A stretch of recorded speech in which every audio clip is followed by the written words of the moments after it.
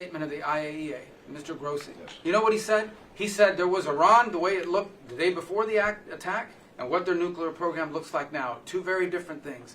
They are way behind where they were just 7 days ago. Now, anything in the world can be rebuilt, but now we know where it is. And if they try to rebuild it, we'll have options there as well. But all this leaker stuff, these leakers are professional stabbers. That's what they are. They go out and they read this stuff, and then they tell you what it says against the law, but they characterize it for you in a way that's absolutely false. There's no way Iran comes to the table if somehow nothing had happened. This was complete and total obliteration. They're in bad shape. They are way behind today compared to where they were just 7 days ago because of what the president did. Marco, can I just alert you to one other aspect? So the great thing is you took out the nuclear capability of Iran. This was crucial. You did it in a way which is extremely impressive. But the signal it sends to the rest of the world that this president, when it comes to it, yes, he is a man of peace, but if necessary, he is willing to use strength, the enormous strength of the American military. So I think that signal to the rest of the world, this is far beyond Iran, is extremely important. So let me also point us to that aspect of what happened. They went down, Iran went down to the site afterwards. They said it's so devastated, and they settled when they saw what we did to it.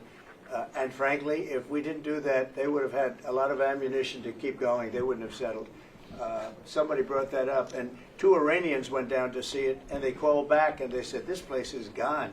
So it's just fake news by CNN, which has got no ratings. It's a failed network. Anybody here from CNN, by the way? Because you're a really disgraceful network. MSNBC, I think, is actually worse. But they're all pretty bad. But yours is good, Katie, I'll tell you. Mr. President, You know what Marco reminded me? He did such a nice job there. It was 9 years ago I had to debate this guy. He was not easy. I think he even got better. But when you were into your little thing, I said, this is what I had to debate this guy. You think it's easy to debate him? It's not easy.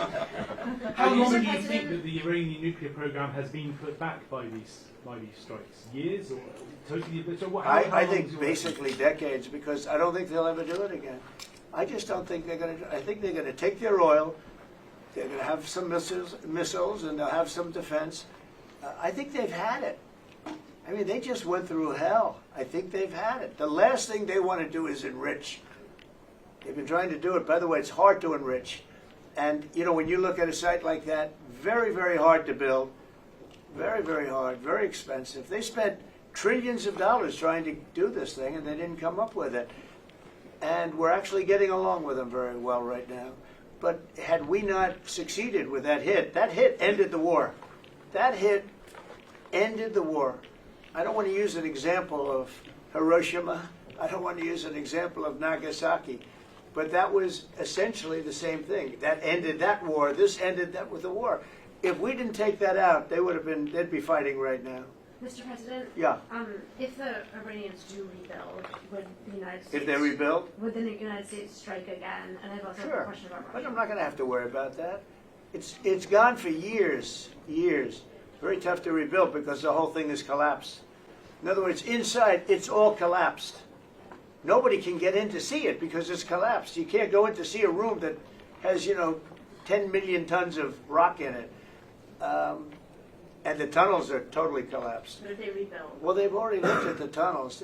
This was an unbelievable hit by genius pilots and genius people in the military, and they're not being given credit for it because we have scum that's in this group, and not all of you are. You have some great reporters, but you have scum.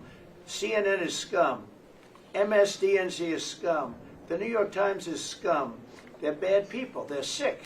And what they've done is they're trying to make this unbelievable victory into something less. Now, even they admit that it was hit very hard, okay? But it wasn't hit hard. It was hit brutally, and it knocked it out. The original word that I use, I guess it got us in trouble because it's a strong word. It was obliteration. And you'll see that.